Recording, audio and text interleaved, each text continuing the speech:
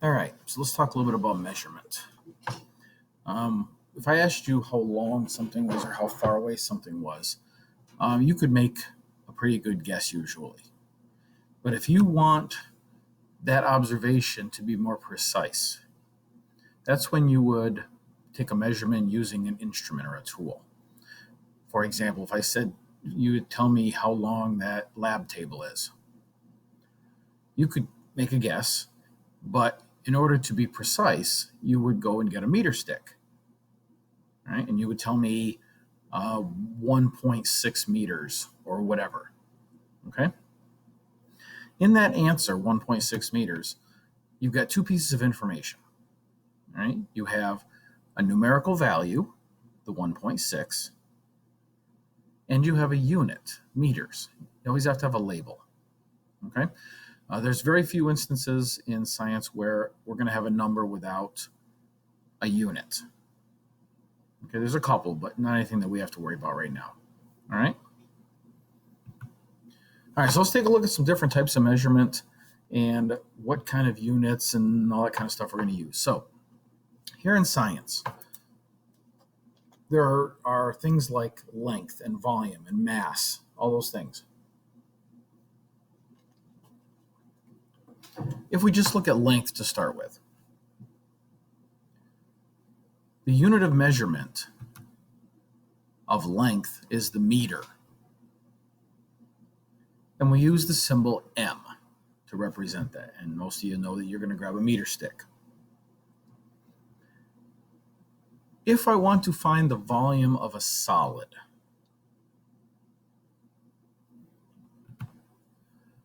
I'm going to measure that volume in what are called cubic centimeters. Okay, cubic, there's three. So if you think about what volume is, okay, length times width times height. There's three measurements, and we measure them in centimeters, so it's centimeters cubed. Centimeters would be length, centimeters squared would be area, centimeters cubed is volume, and you would do that with a meter stick or a ruler, depending if you're, what size object you're measuring. Okay. Volume of a liquid. We have the base unit of a liter. And we use a graduated cylinder. Now, in here, we're not going to use graduated cylinders that are liters and bigger. So what we do is we use milliliters, which are thousandth of a liter, right, when we measure liquids here in the lab. Right. Mass. The unit of measurement of mass is the gram, symbol G, and we're going to use a balance. And I know in past you've always used triple beam balances, but we don't. Triple beam, they're kind of archaic. They're old technology. We have new technology. We have electronic balances, and so that's what we use in here. They're more precise. I'm more concerned with you being able to use the information that you get from it, not necessarily knowing how to use a triple beam balance isn't really going to help you with much. All right. Time unit is second, and we represent that as SEC or just an S, and obviously a stopwatch. And then in here, temperature, we use Celsius. I know you're used to using Fahrenheit. That's what we use here in the United States for the most part. But in the science classroom, we're going to use Celsius. Okay? Use a thermometer for that. All right. In science, the metric system is important. All right? Believe it or not, it's a much easier system to use. Here's an example. If I said to you, how many feet are in a mile? Some people know that there's 5,280 feet in a mile. Some people don't know that. The point is there's nothing connecting the two. It's just something that has to be memorized. In the metric system, if you learn a few key prefixes, the entire system is based on multiplying or dividing, in other words, moving the decimal left and right, by 10. And it's based off of 1 being our base unit. 1 meter would be the base unit for length in the metric system. 1 liter is the base unit for volume, and 1 gram is the base unit for mass. And then all we need to do is multiply or divide by factors of 10 in order to convert within the metric system. Okay? So for example, there's our symbols that go in front of whatever our base unit is. Okay? Remember, M, the meter, L, the liter, or G, the gram. So if I took that first one, if I took that K, and I put that in front of the word meter, kilometer, kilometer, kilometer, that just means that I'm taking the meter and I'm multiplying it by a factor of 10 3 times. Kilo means 1,000. Hecto means 100. Deca means 10. Deci means 1/10. Centi means 1/100th. Milli is 1/1, and etc. We work our way down. Okay? So here's our symbols, just so you can see them.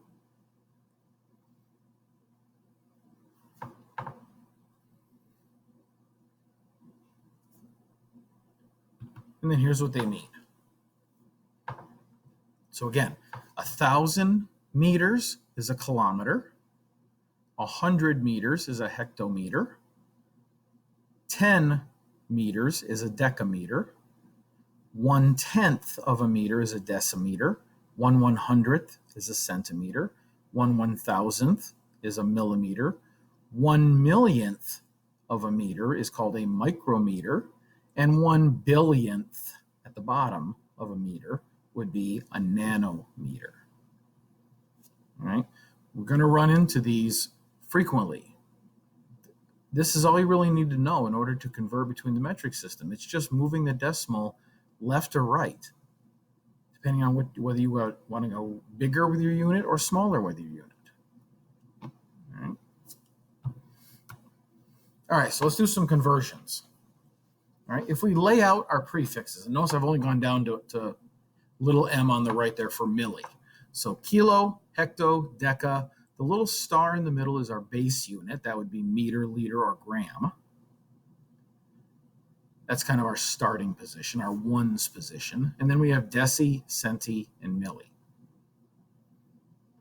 If you're going from a larger unit to a smaller unit, you just move the decimal however many places you need to by counting. If you're going from a smaller to a larger, you do it in the opposite direction. So let's look at some examples. If the distance to your house is 4.3 kilometers, all right? If you look, here's our kilometer. This is where we are, right? What is it in meters? So meter is your base unit. That's over here. Okay, so to get from here to here, we had to go 1, 2, 3. 3 jumps to the right. So we come down here and we move our decimal 1, making it 53, 43, 2 making it 430, and 3 making it 4,300. 4,300 meters. See how I went from here, which is between the 4 and the 3, over here, and I went 1, 2, 3 places to the right, because up here I went 1, 2, 3 places to the right. That's all you got to do. The 4 and the 3 didn't change. There's no changing of numbers like 5,280 feet equals 1 mile. Okay, all you're doing is moving the decimal back and forth. All right, let's look at another example. If the length of your pencil is 17.2 centimeters, so centi is over here. What is it in millimeters? So we want to go from here to here. So we're going to the right 1 position. So we take our decimal and go to the right 1 position. So 17.2, if we move that decimal to the right 1 time, we're going to get 172. Notice the numbers didn't change. The 1, the 7, the 2 are still there. All we did was move our decimal however many spaces we need to go. So this is really all you need to know up here. Okay? And there are lots of acronyms that you may have heard. Katie helps David. I use a B for base because David can't multiply, or you might have heard King Henry died by drinking chocolate milk. I kind of use a B in there because it stands for basic unit. All right. King Henry died by drinking chocolate milk, or Katie helps David because David can't multiply. Whatever works for you, okay? But it's KH, DA for deca, our base unit, deci, centi, and milli. All right, so let's take a look at some measurements. I've got a little metric ruler here, and I've got an oval sitting next to it. It says each numbered line on the above ruler represents a centimeter. So we've got 0, we've got 1 centimeter, 2 centimeters, 3 centimeters, 4 centimeters, etc. How long is the oval? Well, if you look here, we started at 3 centimeters, and we went up to 11 and a half. So you can either count starting at 3 and start counting. 1, there's 1 centimeter. 2, 3, 4, 5, 6, 7, 8 and a half. Or you can simply take 11.5 and subtract 3.0, and you're going to get 8.5. All right, that's all you got to do. Notice that the oval is not 11 and a half centimeters long because you didn't start at 0. You started at 3. So you got to subtract off that 3. All right. Notice there are 10 millimeters and a centimeter. So in between this 1 centimeter space here, you've got 1, 2, 3, 4, 5, 6, 7, 8, 9. There's 10. How many millimeters long is this oval? Well, there's a couple different ways you can do it. You can count by tens. 10, 20, 30, 40, 50, 60, 70, 85. Or if you remember that to go from centi to milli, it's one jump to the right. Boom. There you go.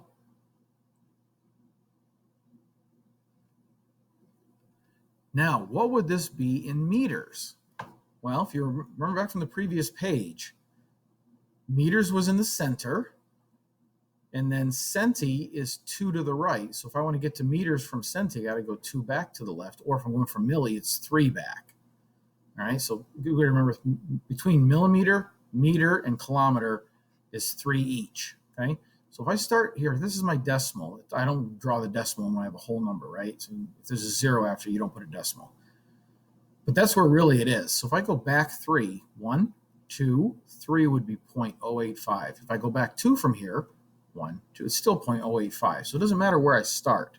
I just need to know how many I need to go backwards. All right. Now, microns, micrometers.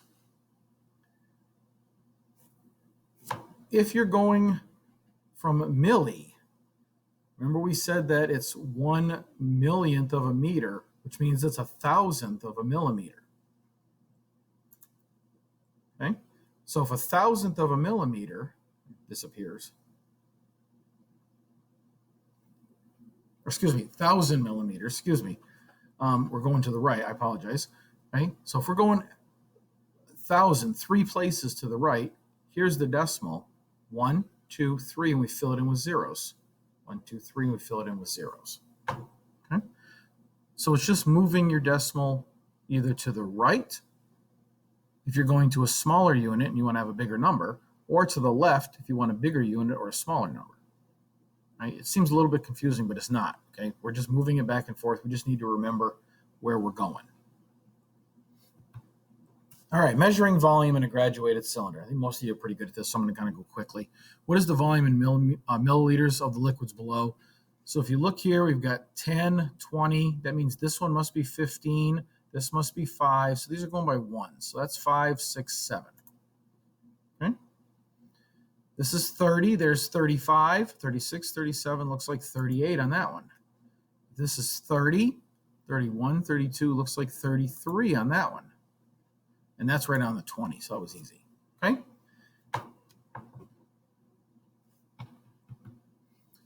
All right, measuring volume with a graduated cylinder. To determine the volume of a sphere or another weird shaped object, like maybe a little stone or something, A student poured water into a graduated cylinder and noted its volume. So beforehand, the student put 40 mils. I know you've been taught, a lot of you have been brought up where you have to put 50 mils to start with. You don't have to put 50 mils to start with. Just put enough in to cover what you're putting in there. All right. So this student put 40 mils in there. Then she placed the sphere in the cylinder and noted the volume again. So again, we don't just plop it in. We're going to tilt it over and slide it down in. But notice where it ended up. Ended up at 65. Ended at 65. We started at 40. That means that the ball or the sphere here is taking up 25 milliliters of volume. Right? And that's what that means. That's what volume means, is how much space does it take up? Well, if there was 40 mils in the first cylinder, and now there's 65, the water is still taking up the same 40 mils. The other 25 is coming from the sphere. And we didn't add any water. We didn't take any water away, so the water's still 40. But it looks like the water's at 65 because the sphere took up 25 mils of that space. All right? All right, I know I told you that we don't use triple beams anymore, but just a little quick refresher. You got the little riders that sit on top of the beams. In the middle, we've got a 100 gram unit. Here we've got 10 gram unit, and here we've got 1 0.1 of a gram unit. What do? You set the object on the balance, and then you move these until you get this back centered at the 0 point. All right, so just to do an example, look at the one at the bottom here. All right.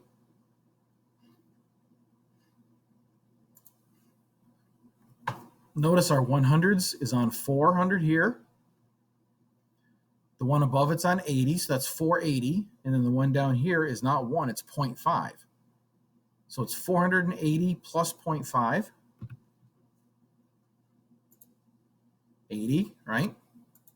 400, 0.5. We just add them together, 480.5. Again, you're not going to need to worry about that too much because in here we're not going to use triple beams. We're going to use electronic balances, which are really simple. And I'll show you that when we get to the point. Okay. Let's do this one more. All right, top one is at 20, the middle's at 0, and the bottom's at 7.7. So 27.7. Now they're saying, what is the mass in milligrams? Well, to go from grams to milligrams, it's 3 jumps to the right. So we take that decimal and we move it to the right 3 places. If we're going to go in kilograms from grams, we take that decimal and we move it 3 places to the left. Notice if we're going to a smaller unit, we have a bigger number. If we're going to a bigger unit, kilograms, we have a smaller number. They have to balance each other out. And again, this is really what we're going to be working with in here. We're going to use electronic balances, which are really simple. You just set the object on the pan and read what it is. You don't need to worry about moving any sliders or anything like that. All right, temperature. Your guys are used to the Fahrenheit scale. In science class, we're going to use Celsius. Notice they're a little different. Notice in this first one, if this is 60 degrees Fahrenheit and this is 80 degrees Fahrenheit, this line must be 70. If this is 60 and that's 70, this must be 62, 64, 66, 68. And so it must go by twos. Whereas this one, this is 20, this is 30, that's 25. So 20, 21, 22, 23. This one goes by 1 degree increments. All right.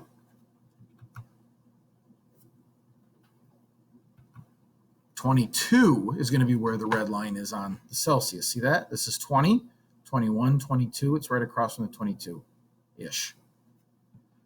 Let's take a look at the Fahrenheit. Well, if that one's 60 and that one's 80, again, this one in the center is 70. They must go by twos, so this must be 72. So you have to know what kind of scale you're working with, and you have to know what it goes by. Does it go by 1 degree increments? Does it go by 2 degree increments? Does it go by 5 degree increments? Depending on what kind of thermometer you're working with. All right, so let's do a little question, recap this up real quick. What is the basic unit of measurement for length, mass, and volume? Well, meter, gram, and liter. What is the meaning of centi, milli, and kilo? Centi means 1/100th, milli is 1/1000th, and kilo means 1,000. The prefix 1/1,000,000th is that little symbol there, kind of like a backwards U, so to speak. It's got a little tail on the front of it. That's the symbol for micro. Okay. Paperclip has a mass of 1.1 grams. What is the mass in milligrams? So to go from grams to milligrams, it's 3 jumps to the right. So it's going to be 1,100 milligrams. Cell has a diameter of 0.0032 millimeters. What is its diameter in microns? Okay, well, microns, you're going to take your decimal to go from millimeters to microns, and it's 3 jumps to the right. So if we take that decimal and we go 1, 2, 3, that's where we get our 3.2 micrometers or microns. Okay. The distance to Mr. Coyote's house is 5 kilometers. What is this distance in meters? Well, if you think about your scale, kilometers to meters is 3 jumps to the right. So that's 5,000 meters. The volume of an acorn is 6.5 milliliters. How many acorns would it take to equal a liter? 1 liter is 1,000 milliliters. So if we take 1,000 milliliters and divide by what 1 acorn is 6.5 milliliters. It would take almost 154 acorns to equal a liter. All right. What's the temperature of the human body in Fahrenheit? I think most everybody knows it's right around 98.6. It's actually a little bit higher than that, but it's close enough. In Celsius, that equates to 37 degrees Celsius.